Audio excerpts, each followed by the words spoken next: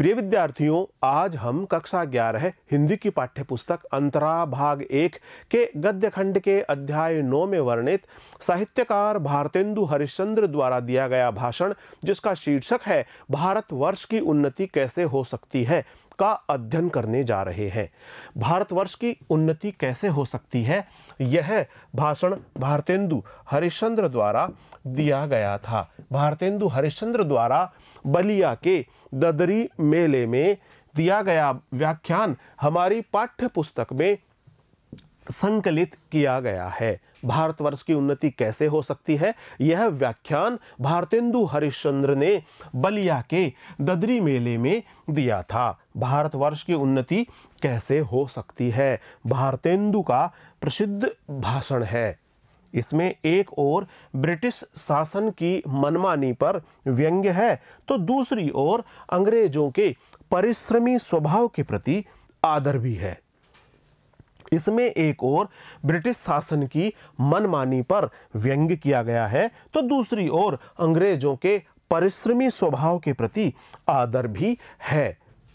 भारतेंदु ने आलसीपन, समय के अपव्यय आदि कमियों को दूर करने की बात करते हुए भारतीय समाज की रूढ़ियों और गलत जीवन शैली पर प्रहार किया है। भारतेंदु यह मानते थे कि भारतीय लोगों में आलसीपन बहुत अधिक मात्रा में है। भारत के लोग समय का अपव्यय करते हैं। यदि भारत के लोग आलसीपन को दूर कर ले, समय के अपव्यय जैसी कमी को दूर कर ले, आदि कमियों को दूर करने की बात कहते हुए भारतीय समाज की रूढ़ियों और गलत जीवन शैली पर भी आप द्वारा प्रहार किया गया है।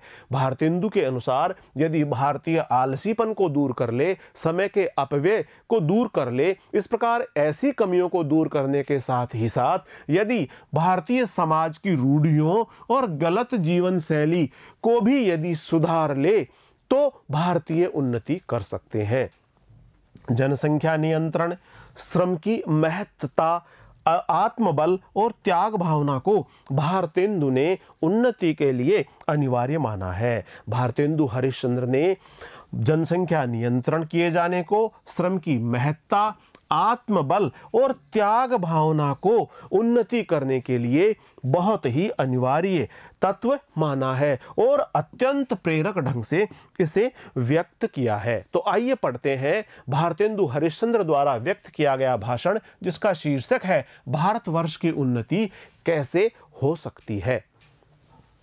आज बड़े ही आनंद का दिन है कि इस छोटे से नगर बलिया में हम इतने मनुष्यों को बड़े उत्साह से एक स्थान पर देखते हैं। भाषण जिस स्थान पर दिया जा रहा है उस स्थान का नाम है बलिया। भारतेंदु हरिश्चंद्र अपने इस भाषण का प्रारंभ इन पंक्तियों के माध्यम से करते हैं। वे कहते हैं कि आज बड़े ही आनंद का दिन है कि इस छोटे से नगर बलिया में हम इतने मनुष्यों को बड़े उत्साह से एक स्थान पर देखते हैं। यहाँ जितने लोग हैं वे उत्साह से भरे हुए हैं, उमंग से भरे हुए हैं, आशा से भरे हुए हैं। आशा, उमंग और उत्साह के भाव से भरे हुए इतने सारे लोगों को आज हम बलिया नामक इस स्थान पर देखते हैं। इस अभागे आलसी देश में जो कुछ हो जाए वही बहुत कुछ है। भारतेंदु हरिश्चंद्र ने भारतवर्ष को अभागा और आलसी देश कहा।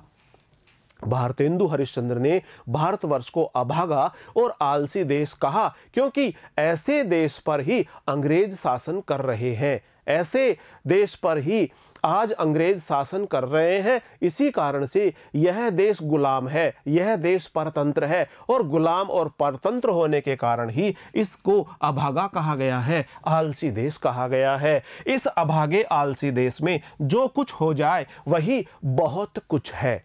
बनारस ऐसे ऐसे बड़े नगरों में जब कुछ नहीं होता तो यह हम क्यों न कहेंगे कि बलिया में जो कुछ हमने देखा वह बहुत ही प्रशंसा के योग्य है। बनारस जैसा बड़ा सारा नगर जिसमें जब इस प्रकार की घटनाक्रम नहीं हो और एक छोटे से गांव में, छोटे से स्थान पर, बलिया जैसे स्थान पर ही यदि ऐसा हो तो यह बहुत ही प्रशंसा के योग्य है, यह सब प्रशंसनीय है। इस उत्साह का मूल कारण जो हमने खोजा तो प्रकट हो गया, और बलिया में यहाँ लोगों में जो उत्साह है इसका मूल कारण यह है जो प्रकट हो गया कि इस देश के भाग्य से आजकल यहाँ सारा समाज ही ऐसा एकत्र है। जहाँ रॉबर्ट साहब बहादुर जैसे कलेक्टर हो वहाँ क्यों न ऐसा समाज हो। वो रॉबर्ट साहब बहादुर की प्रशंसा करते हुए कहते हैं कि जहां रॉबर्ट साहब बहादुर जैसे कलेक्टर हो वहां क्यों न ऐसा समाज हो। जिस देश और काल में ईश्वर ने अकबर को उत्पन्न किया था उसी में अबुल फजल, बीरबल, टोडरमल को भी उत्पन्न किया। यहाँ रॉबर्ट साहब अकबर हैं तो मुंशी चतुर्भुज सहाय, मुंशी बिहारी लाल साहब आदि अबुल फजल और टोडरमल है। उन्होंने यहां पर अकबर की तुलना रॉबर्ट साहब से की है। रॉबर्ट साहब को अकबर बताया है और मुंशी चतुर्भुज सहाय और मुंशी बिहारी लाल साहब आदि को अबुल फजल और टोडरमल के साथ में तुलना करते हुए बताया है। हमारे हिंदुस्तानी लोग तो रेल की गाड़ी है, जिस प्रकार रेल की गाड़ी होती है जिसमें एक इंजन होता है, पीछे अलग अलग डिब्बे और बोगियां लगी होती है, इस प्रकार से हमारे हिंदुस्तानी लोग तो रेल की गाड़ी है। यद्यपि फर्स्ट क्लास, सेकंड क्लास आदि गाड़ी बहुत अच्छी और बड़े बड़े महसूल की इस ट्रेन में लगी है। महसूल से आशय है किराए की, यानी फर्स्ट क्लास का किराया वाली गाड़ी, सेकंड क्लास के किराया वाली, इसमें जो डिब्बे लगे हुए हैं फर्स्ट क्लास के डिब्बे भी लगे हैं, सेकंड क्लास के किराए के डिब्बे भी लगे हैं। यद्यपि फर्स्ट क्लास, सेकंड क्लास आदि गाड़ी बहुत अच्छी और बड़े बड़े महसूल यानी किराए की इस ट्रेन में लगी हुई है, पर बिना इंजन ये सब नहीं चल सकती। वैसे ही हिंदुस्तानी लोगों को कोई चलाने वाला हो। हिंदुस्तानी लोग तो चलने के लिए तैयार हैं, लेकिन वे तभी चलेंगे जब कोई उन्हें चलाने वाला हो। तो क्या नहीं कर सकते हिंदुस्तानी लोगों को, यदि कोई चलाने वाला हो तो फिर हिंदुस्तानी लोग क्या नहीं कर सकते। जिस प्रकार से कोई उनका नेतृत्व करे तो वे उस नेतृत्वकर्ता के पीछे पीछे अवश्य ही चल देंगे।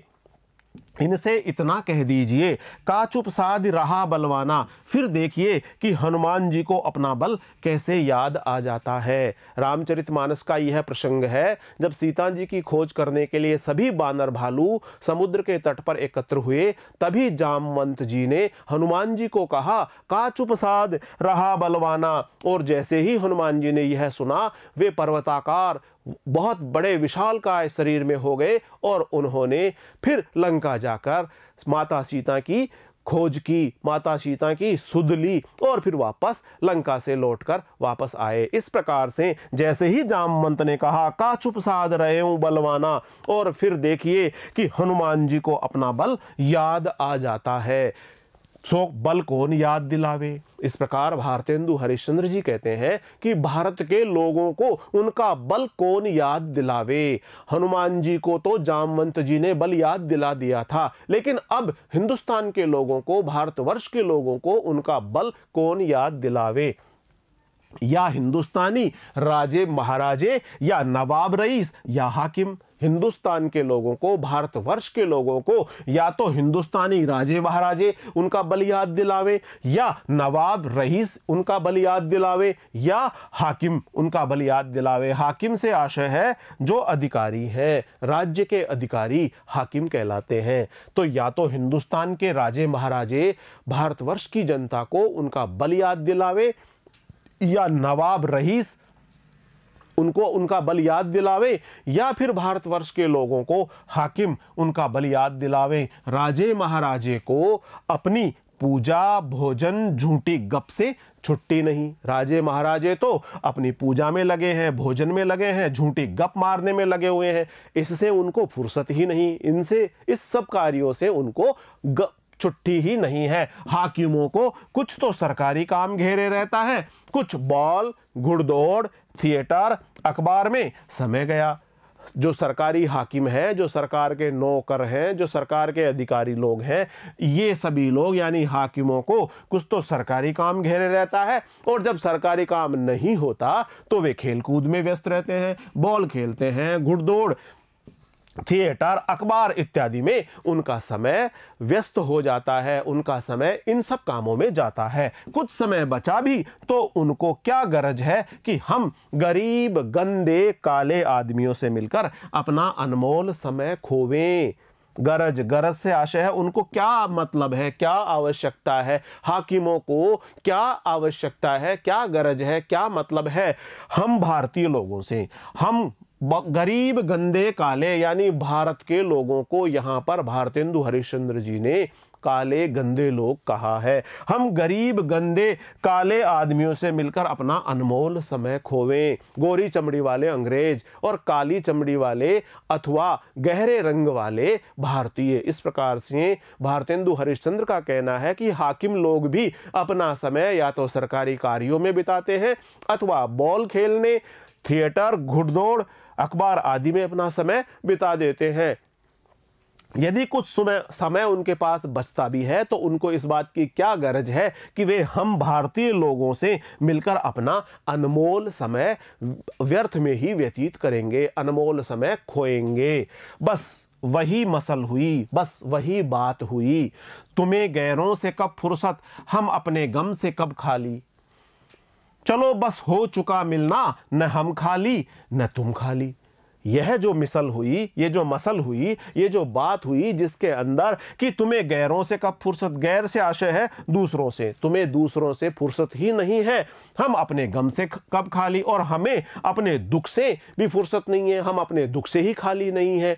तुम्हें गैरों से कब फुर्सत, हम अपने गम से कब खाली। चलो बस हो चुका मिलना, अब तो मिलना हो चुका, न हम खाली न तुम खाली, न तो तुम्हें समय है और न ही हमें समय है। इस प्रकार से अब मिलना संभव ही नहीं हो सकता। 3 मेंढक एक के ऊपर एक बैठे थे।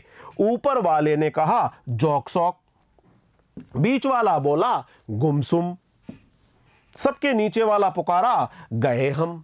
3 मेंढक थे और तीनों मेंढक एक के ऊपर एक बैठे थे। ऊपर ही ऊपर वाले मेंढक ने कहा जोक सोक, बीच वाले मेंढक ने कहा गुमसुम और सबसे नीचे वाले मेंढक ने पुकारा गए हम। सो हिंदुस्तान की साधारण प्रजा की दशा यही है, गए हम। उसी प्रकार से हिंदुस्तान की जो साधारण प्रजा है उसकी दशा भी तीसरे नंबर के मेंढक की तरह ही है जो बोलता है गए हम। उसी प्रकार से हिंदुस्तान की जनता की दशा भी यही है, गए हम।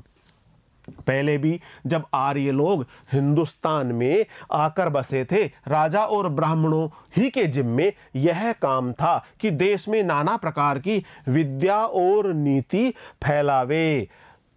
विद्या फैलाने की और नीति फैलाने की जो जिम्मेदारी थी वह हिंदुस्तान में आए हुए राजा और ब्राह्मणों की ही थी।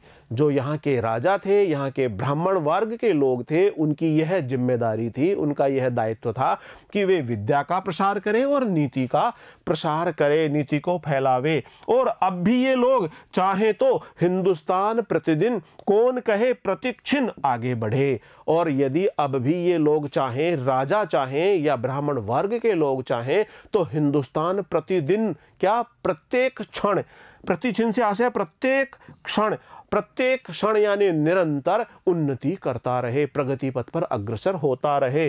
पर इन्हीं लोगों को सारे संसार के निकम्मेपन ने घेर रखा है। लेकिन यही लोग यानी राजा और ब्राह्मण वर्ग के लोगों ने अपने आप को पूरी तरह से निकम्मा बना दिया है। निकम्मेपन ने इन लोगों को पूरी तरह से घेर रखा है, यानी सारे संसार का निकम्मापन इन्हीं लोगों में आकर भर गया है।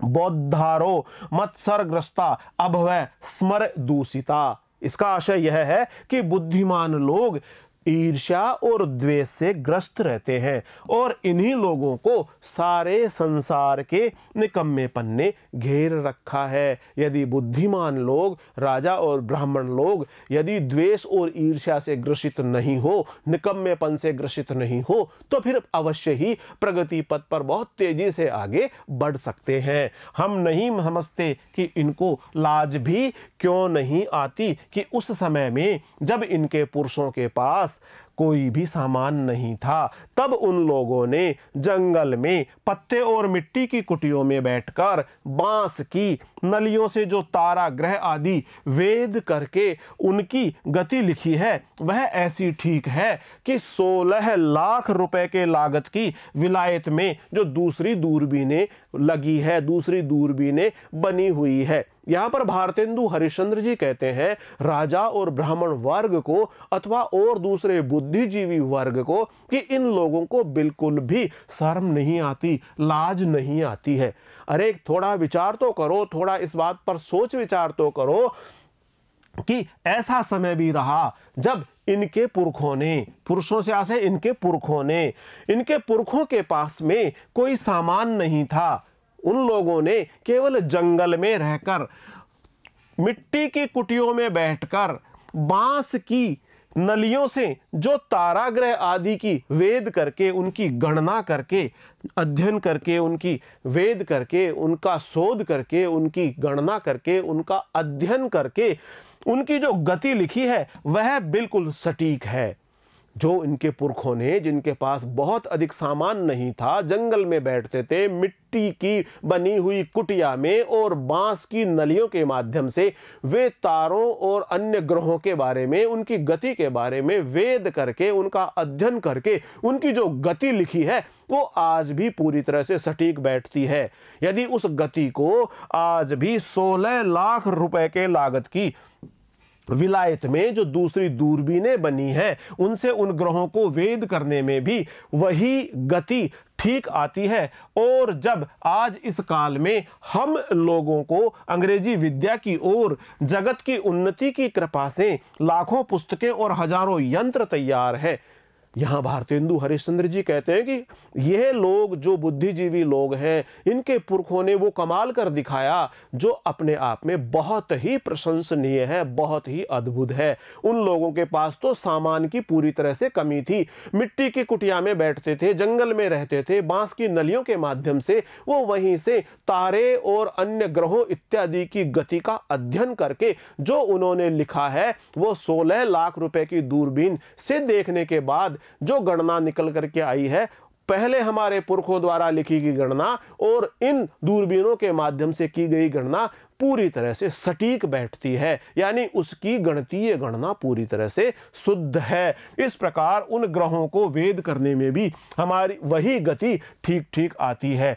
और इस प्रकार भारतेंदु हरिश्चंद्र जी कहते हैं कि आज इस काल में हम लोगों को अंग्रेजी विद्या की ओर, जगत की उन्नति की कृपा से लाखों पुस्तकें, आज हमारे पास में लाखों पुस्तकें उपलब्ध हैं, जिनको पढ़कर, जिनमें लिखे गए ज्ञान को समझकर, सीखकर हम उन्नति कर सकते हैं। हजारों यंत्र तैयार हैं जिनके माध्यम से हम प्रगति कर सकते हैं, आगे ही आगे बढ़ सकते हैं। हमारे पुरखों ने तो वो कमाल कर दिखाया था कि उनके पास सामान और सुविधाएं नहीं थी, लेकिन वर्तमान समय में तो लाखों पुस्तकें उपलब्ध है, हजारों यंत्र तैयार है।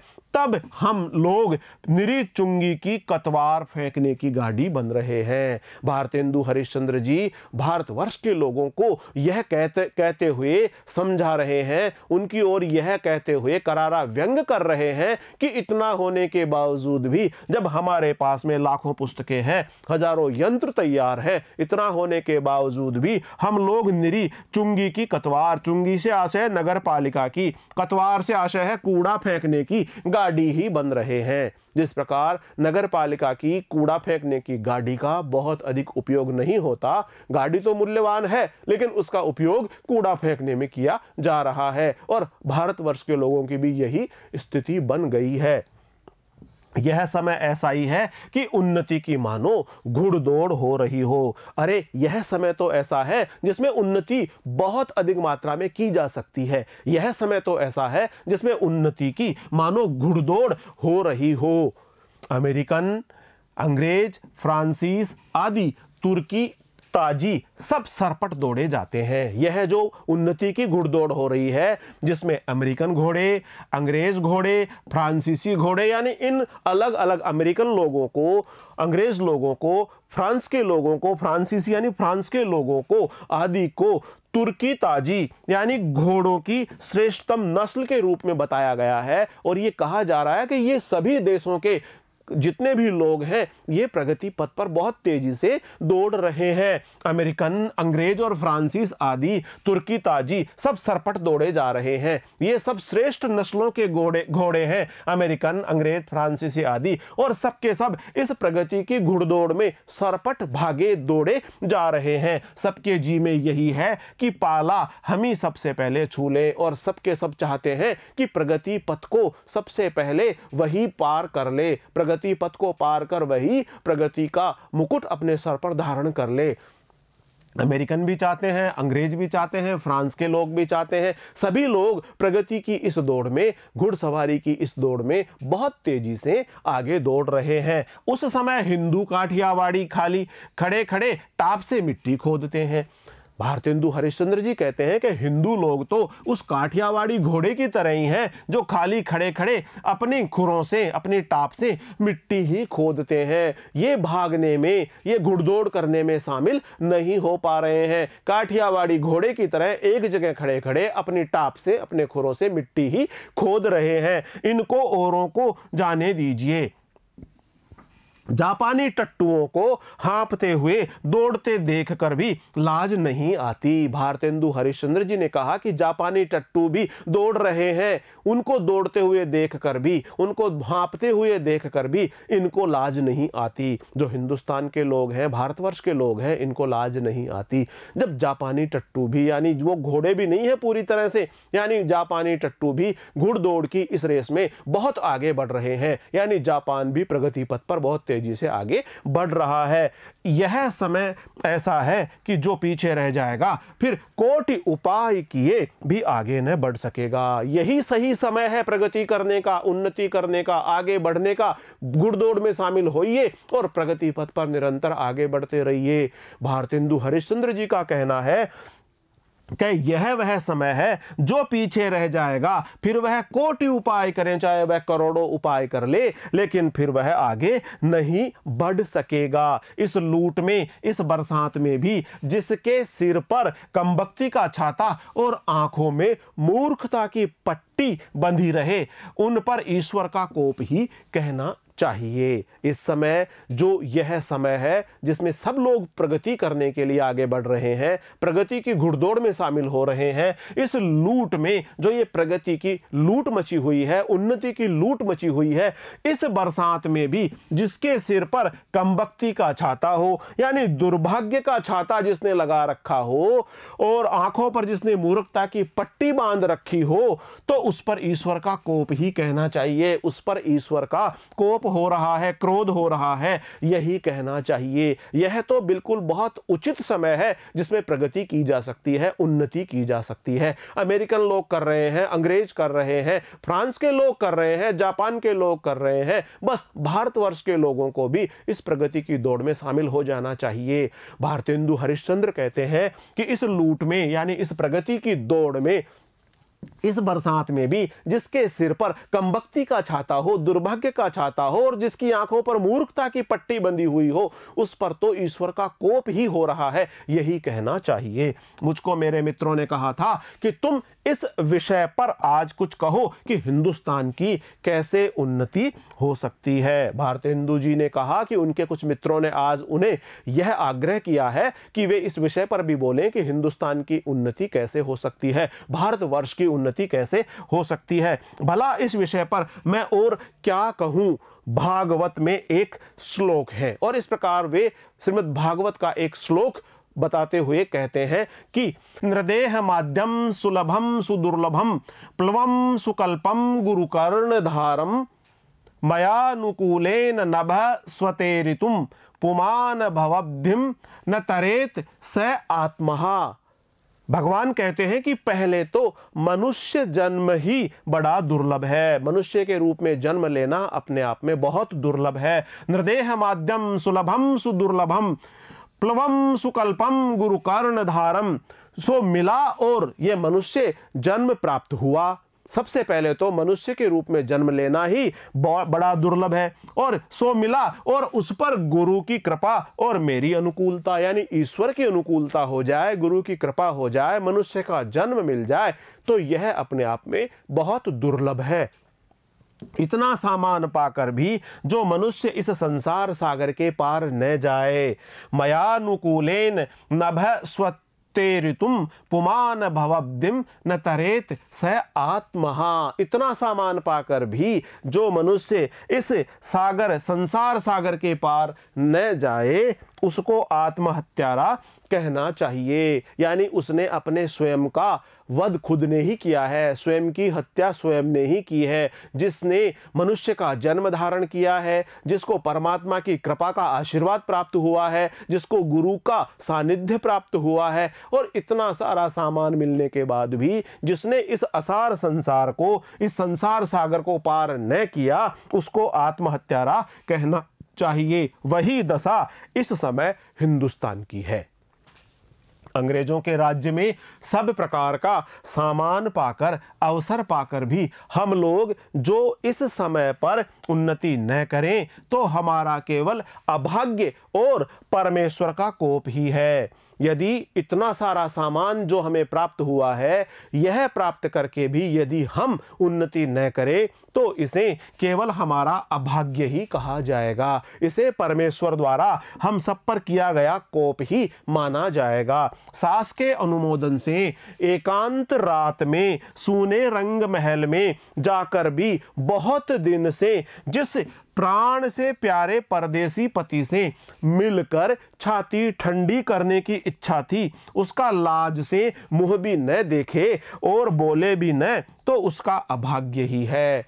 यहाँ पर भारतेंदु हरिश्चंद्र जी एक उदाहरण देते हुए कहते हैं कि सास ने अनुमोदन कर दिया, अनुमोदन से आशय स्वीकृति प्रदान कर दी, समर्थन दे दिया। सास ने स्वीकृति प्रदान कर दी कि एकांत रात में सूने रंग महल में जाकर बहुत दिन से जिस प्राण प्रिय परदेसी पति की मिलन की इच्छा थी, जब वह आ गया, उससे मिलकर छाती ठंडी करने की इच्छा थी, और जब वह प्राण प्रिय परदेसी आ गया, सूना रंग महल है, सूनी रात है, और ऐसी स्थिति होने के बाद भी यदि लाज से उस प्राण प्रिय पति का मुंह भी न देखे और उससे बोले भी न, तो उसका अभाग्य ही कहा जाएगा। सास ने तो उसको स्वीकृति प्रदान कर दी, सूना रंग महल भी है, बहुत दिनों से प्राणों को प्यारा परदेसी पति भी आया हुआ है, लेकिन यदि वह प्रियतमा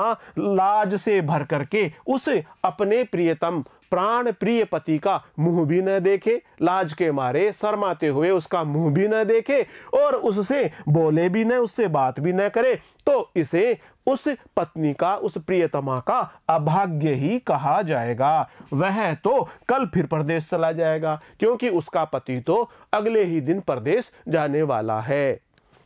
वैसे ही अंग्रेजों के राज्य में भी जो हम कुएं के मेंढक, काट के उल्लू, पिंजरे के गंगाराम ही रहे, तो हमारी कमबख्ती फिर कमबख्ती है। इस प्रकार यहाँ पर भारतेंदु हरिश्चंद्र भारतवर्ष के लोगों को संकेत में इस प्रकार का विशेष रूप से व्यंग के माध्यम से आग्रह कर रहे हैं कि वैसे ही अंग्रेजों के राज्य में भी, यानी अंग्रेजों के राज्य में हमें पढ़ने के लिए पुस्तकें उपलब्ध है, बहुत सारे यंत्र और सामग्री उपलब्ध है, उसके बावजूद भी यदि हमने ज्ञान नहीं सीखा, ज्ञानार्जन नहीं किया, यदि हम उन सामानों और उन यंत्रों का उपयोग करके आगे नहीं बढ़े, तो हम लोग भी कुएं के मेंढक ही रहेंगे। कुएं के मेंढक रहना यानी जिसका बहुत सीमित ज्ञान है और वह अपने सीमित ज्ञान के आधार पर, अपने सीमित क्षेत्र में ही रहता है। इस प्रकार हम काट के उल्लू ही रहेंगे, यानी अपनी मूर्खतापूर्ण कार्यों को ही करते रहेंगे। हम पिंजरे के गंगाराम ही रहेंगे। पिंजरे का गंगाराम होना यानी तोता जब पिंजरे में होता है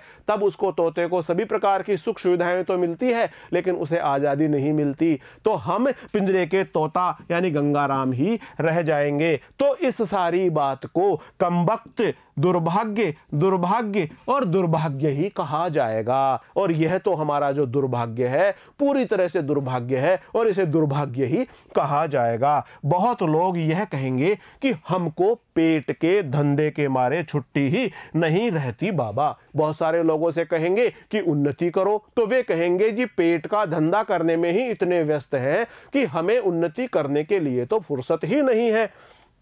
हम क्या उन्नति करें, तुम्हारा पेट भरा है, तुमको दून की सूझती है। यदि कोई कहे कि तुम भाई उन्नति करो तो वे लोग कहते हैं जी तुम्हारा तो पेट भरा हुआ है इसलिए तुम दूना करने की बात कह रहे हो, हमारा तो पेट ही नहीं भरा, हम दूना करने की बात तो सोच भी नहीं सकते। तुम्हारा पेट भरा है, तुमको दून की सूझती है, यह कहना उनकी बहुत बड़ी भूल है। इंग्लैंड का पेट भी कभी यूं ही खाली था। उसने एक हाथ से अपना पेट भरा, दूसरे हाथ से उन्नति की राह के कांटों को साफ किया। यहां पर भारतेंदु हरिश्चंद्र जी कहते हैं कि इंग्लैंड का पेट भी तो खाली ही था। उसने एक हाथ से अपना पेट भरा और दूसरे हाथ से उनकी प्रगति की मार्ग में जितने भी कांटे थे उन सब कांटों को साफ कर दिया। क्या इंग्लैंड में किसान, खेत वाले, गाड़ीवान, मजदूर, कोचवान आदि नहीं है?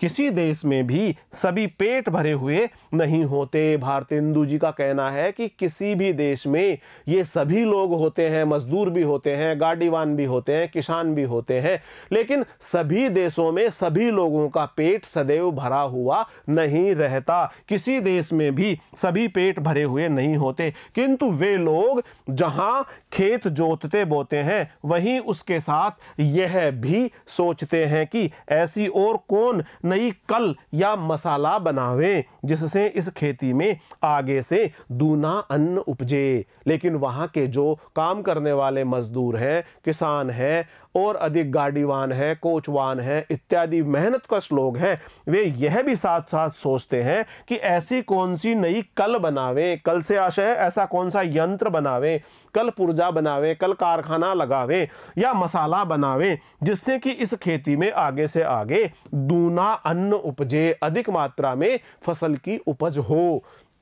विलायत में गाड़ी के कोचवान भी अखबार पढ़ते हैं। जब मालिक उतरकर किसी दोस्त के यहां गया उसी समय कोचवान ने गद्दी के नीचे से अखबार निकाला। जब गद्दी के नीचे से अखबार निकाला और उसने उस दौरान पढ़ लिया, जिस समय उस गाड़ी के जो मालिक हैं वो किसी दोस्त के यहाँ मिलने गए तो कोचवान ने उस समय का सदुपयोग कर लिया, अपनी गद्दी के नीचे से अखबार निकाला और उसको पढ़ लिया। यहाँ उतनी देर कोचवान हुक्का पिएगा या गप मारेगा, और यदि हमारे हिंदुस्तान की बात करें तो इतनी देर में वह कोचवान अखबार पढ़ने के बजाय या तो गप मारेगा या फिर हुक्का पिएगा। सो गप भी निकम्मी, और इस प्रकार गप भी निकम्मी। निकम्मी से आशय है बिना किसी प्रयोजन की, यानी गप भी पूरी तरह निकम्मी है, पूरी तरह व्यर्थ की होती है।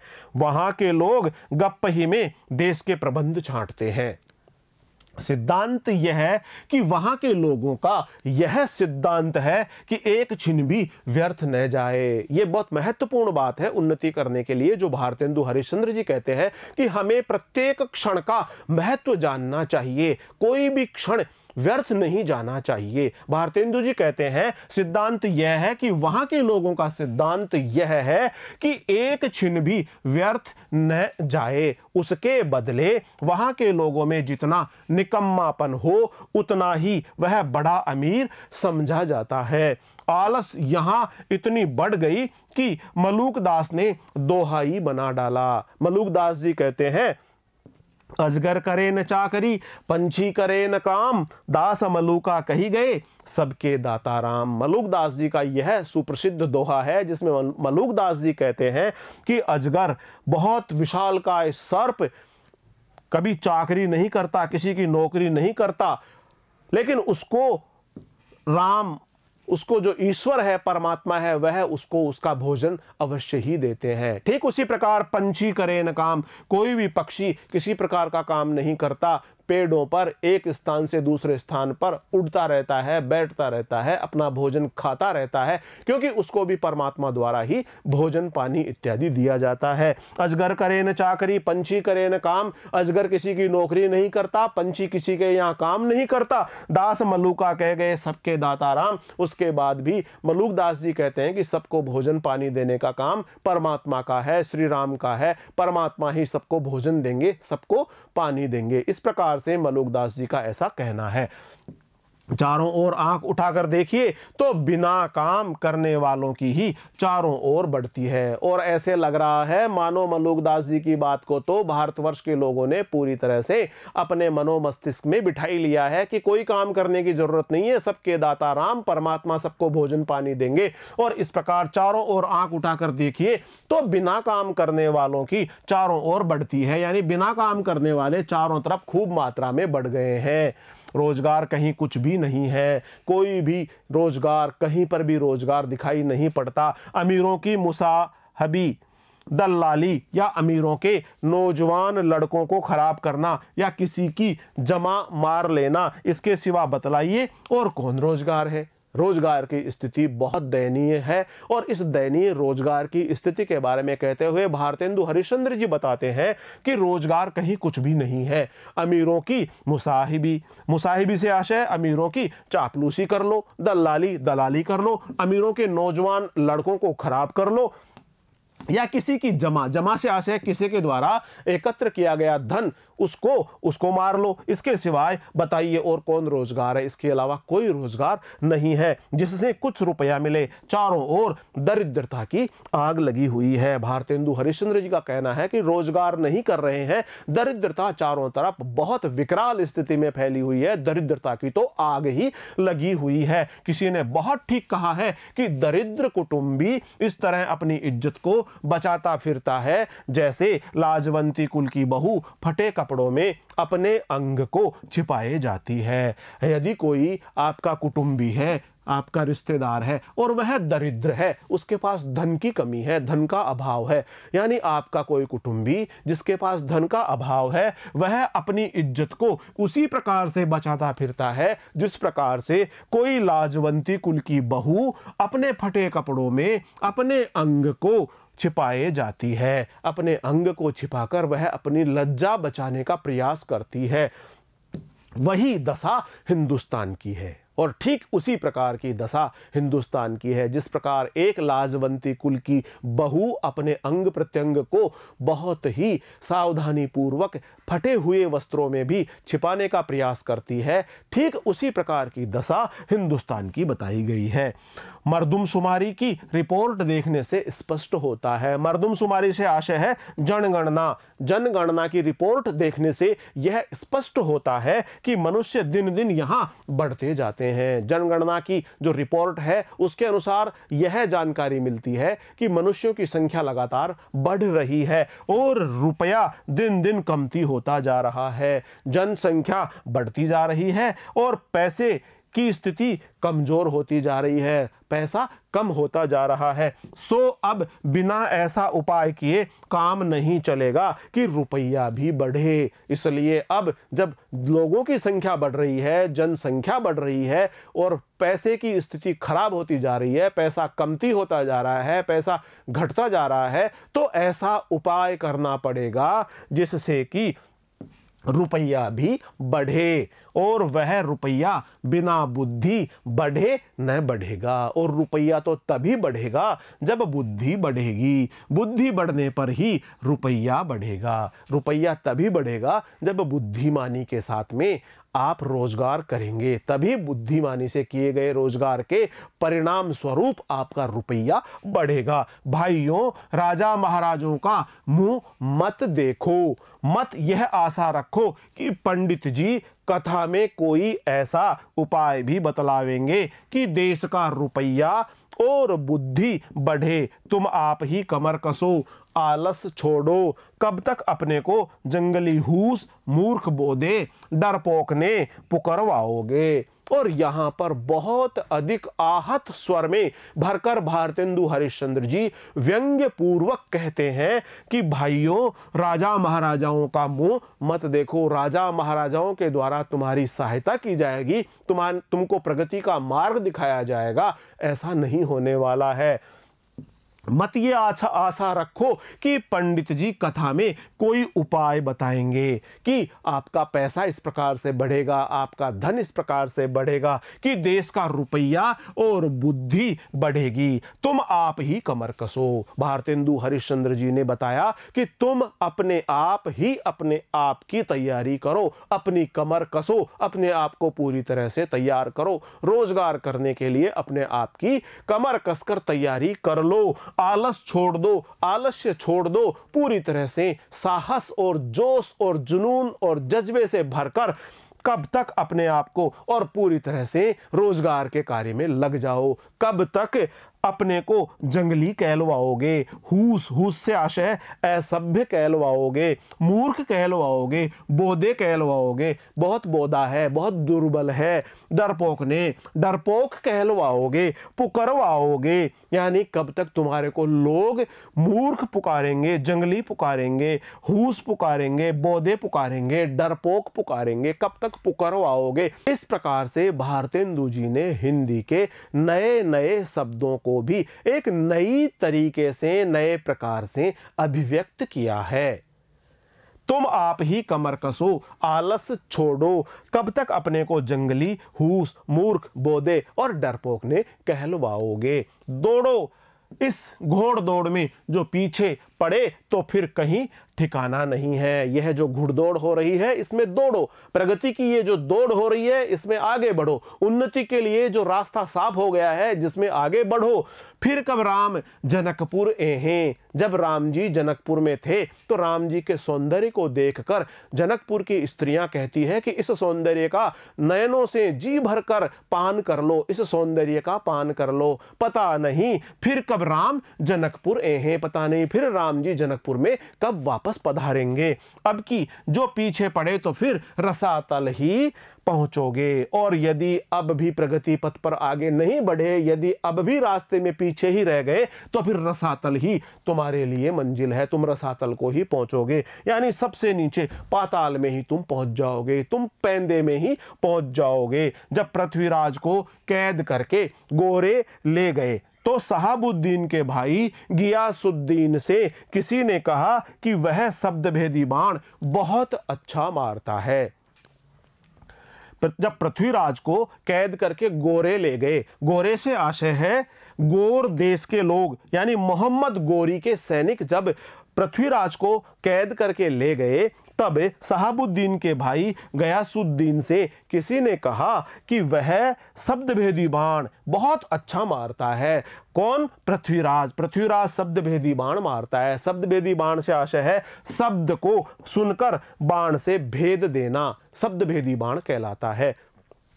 जब पृथ्वीराज को कैद करके गोरे ले गए, यानी गोर देश के लोग मोहम्मद गोरी के सैनिक ले गए, तो शहाबुद्दीन के भाई गयासुद्दीन से किसी ने कहा कि वह यानी पृथ्वीराज शब्दभेदी बाण बहुत अच्छा मारता है। एक दिन सभा नियत हुई, सभा तय हुई, सभा जुड़ी और 7 लोहे के तावे बाण से फोड़ने को रखे गए। तावे से आशय है रोटी पकाने के, रोटी सेकने के लिए जो तवे काम में लिए जाते हैं। इस प्रकार से 7 तवे लगाए गए, 7 लोहे के तवे बाण से फोड़ने के लिए रखे गए। पृथ्वीराज को लोगों ने पहले से ही अंधा कर दिया था।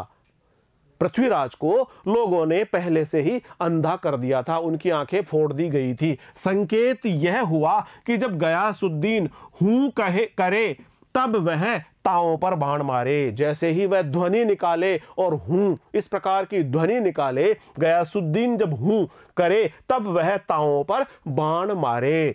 चंद कवि भी उसके साथ कैदी था। वह यह सामान देखकर उसने यह दोहा पढ़ा, अब की चढ़ी कमान को जाने फिर कब चढ़े।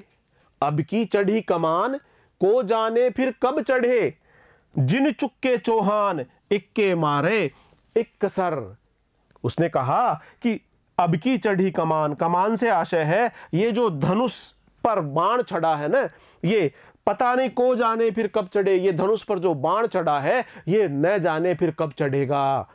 अब की चढ़ी कमान को जाने फिर कब चढ़े, जिन चुक्के चौहान, यदि चौहान इस बार चूक गए तो फिर तुमको दोबारा से पता नहीं अवसर मिलेगा कि नहीं मिलेगा। इक्के मारे इक्क सर, क्योंकि इसके सर पर ही जो बैठा हुआ है उसी को मारना है। और यह सुनकर पृथ्वीराज ने शब्द भेदी बाण मार डाला। उसका संकेत समझकर जब गयासुद्दीन ने हूं इस प्रकार की ध्वनि उत्पन्न की तो पृथ्वीराज ने उसी को बाण मार दिया। वही बात अब है। अब की चढ़ी इस समय में सरकार का राज्य पाकर और उन्नति का इतना सामान पाकर भी कुछ लोग अपने को न सुधारो तो तुम ही रहो।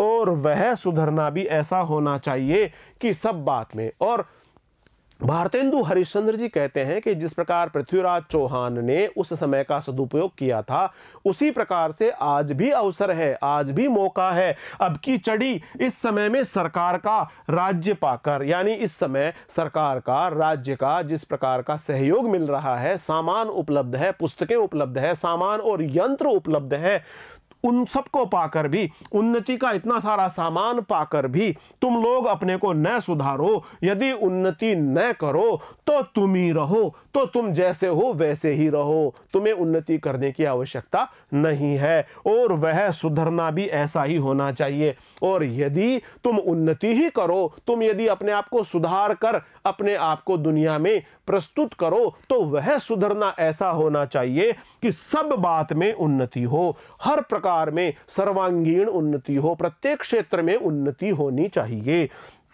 धर्म में, घर के काम में, बाहर के काम में, रोजगार में, शिष्टाचार में, चाल चलन में, शरीर के बल में, मन के बल में, समाज में, बालक में, युवा में, वृद्ध में, स्त्री में, पुरुष में, अमीर में, गरीब में, भारतवर्ष की सब अवस्था, सब जाति, सब देश में उन्नति करो। प्रत्येक क्षेत्र में उन्नति करो। जीवन के प्रत्येक क्षेत्र में, जीवन के हर एक क्षेत्र में प्रगति होनी चाहिए, उन्नति होनी चाहिए। कर्म में, धर्म में, गांव में, अपने अड़ोस पड़ोस में, परिवार में और शरीर के बल में, मन के बल में, समाज में, बालक में, युवा में, वृद्ध में, स्त्री में, पुरुष में, अमीर में, गरीब में, भारतवर्ष की समस्त अवस्था में, सभी जाति, सभी देश की सब प्रकार की स्थितियों में उन्नति होनी चाहिए। उन्नति करो। सब ऐसी बातों को छोड़ो जो तुम्हारे इस पथ के कंटक हों। भारतेंदु हरिश्चंद्र जी कहते हैं कि ऐसी सारी बातों को छोड़ डालो जो तुम्हारे इस प्रगति पथ के, इस उन्नति के पथ के कंटक हो। कंटक से आशय है बाधक हो, कांटे के रूप में हो। उन सब चीजों को छोड़ डालो। चाहे तुम्हें लोग निकम्मा कहे या नंगा कहे, क्रस्तान कहें या भ्रष्ट कहें, लोग चाहे तुम्हें किसी भी नाम से पुकारें, चाहे तुम्हें निकम्मा कहें, काम नहीं करने वाला कहें, चाहे नंगा कहें, किसी प्रकार के वस्त्र इत्यादि न पहनने वाला यानी नंगा कहे, क्रस्तान कहे, क्रस्तान से आशय है ईसाई, अंग्रेज, इस प्रकार से बोलकर लोग संबोधित करे, या भ्रष्ट कहे कि तुम पूरी तरह से भ्रष्ट हो चुके हो, लेकिन तुम्हें तो प्रगति पथ पर आगे ही आगे बढ़ते जाना है। तुम केवल अपने देश की दीन दशा को देखो और उनकी बात मत सुनो। अपने देश की दीन दशा को देखकर इस दीन दशा को समाप्त करने के लिए प्रयत्नशील बन जाओ। इस दीन दशा को समाप्त कर दो, उनकी बात मत सुनो। अपमानम पुरस्कृत्य मानम कृत्वातु पृष्ठतः स्वकार्य साधयेत धीमान कार्य ध्वंसो ही मूर्खता। इसका आशय इस प्रकार से है कि बुद्धिमान व्यक्ति को अपमान सहते हुए और सम्मान की चिंता न करते हुए भी अपने कार्य को सफल बनाना चाहिए। कार्य में असफल होना तो घोर मूर्खता कहलाएगी। प्रिय विद्यार्थियों, आज हमने अध्याय 9 में वर्णित भारतेंदु हरिश्चंद्र द्वारा दिया गया भाषण, जिसका शीर्षक है भारतवर्ष की उन्नति कैसे हो सकती है, का प्रथम अंश पढ़ लिया है। इसका आगामी एवं अंतिम अंश लेकर हम शीघ्र ही अगले वीडियो में आपके समक्ष उपस्थित होंगे। तब तक बहुत बहुत नमस्कार।